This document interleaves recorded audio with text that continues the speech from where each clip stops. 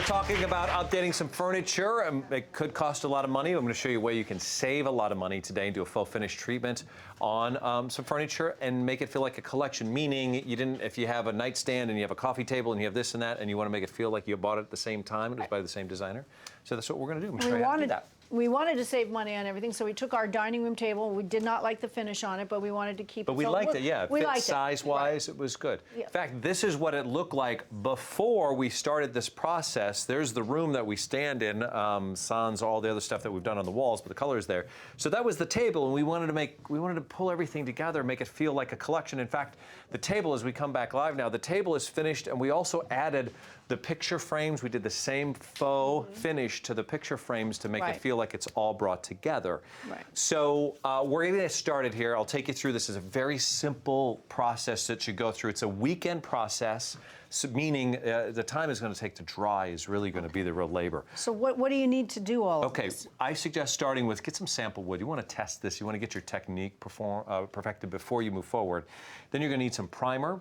You're going to need a couple of paint colors. We picked two here. We wanted to stay in the grayish family for what we had going on because that's our palette that we liked. You can choose a different color if you want to be in the browns, or if you'd like to do some red tones with it. You could add a third if you want.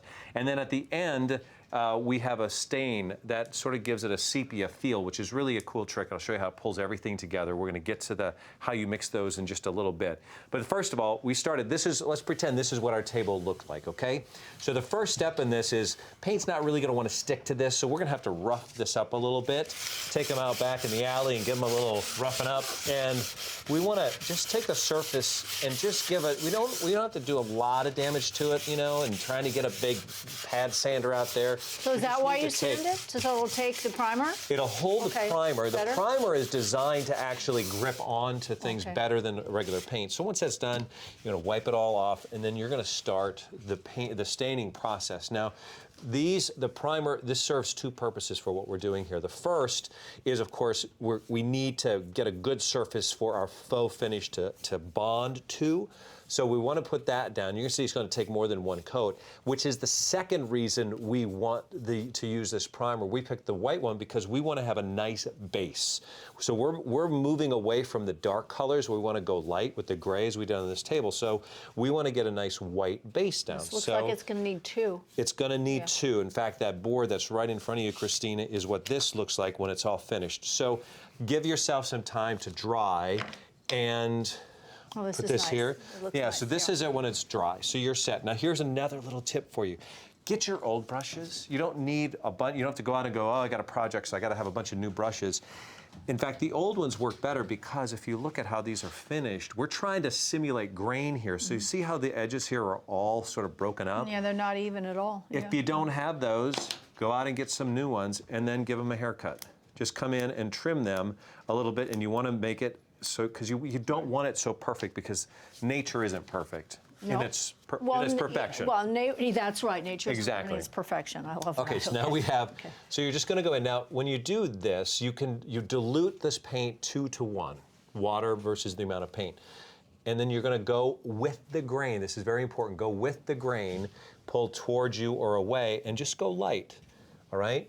Think of artist here. We're not trying to paint a house. So we're creating grain here on this wood, and you can always add. It's hard to subtract. So you see we're looking for the contrast between the darks and the lights. It's like striae. Right? It's striae, the painting process. Exactly. Think like I'm trying to find, and this is why you want to practice these and find a piece. So now you can see kind of where we're going. We could take a little bit more, a little bit less.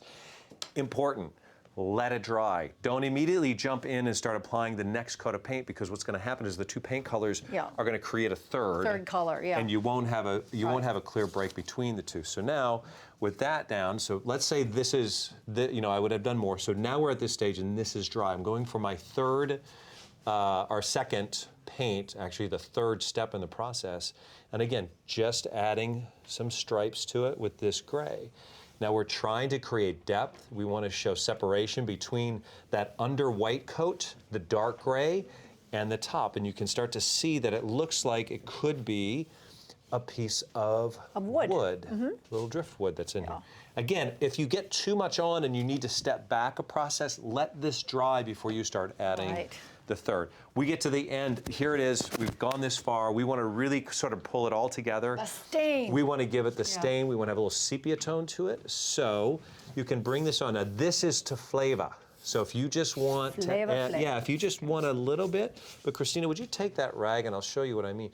So if we put this on, we could leave it dark if we want, but go ahead and just gently wipe it, and you're subtracting some, and you're getting a little bit of More that, of the wood grain. like it's wood grain, it's giving a little yellowness to it, making it seem a little bit more organic and less blues to it. It introduces some of the yellow that's found in nature. Can you put a gloss on there too if you want to make it shiny? You can do a varnish or a lacquer finish on this as well, but again, let it dry. Okay. All right. That's And right. we did the same over there with our sepia tones, okay? Yeah, we All can. right. Yeah, it's a great little process. You can allow your time over the weekend to do it.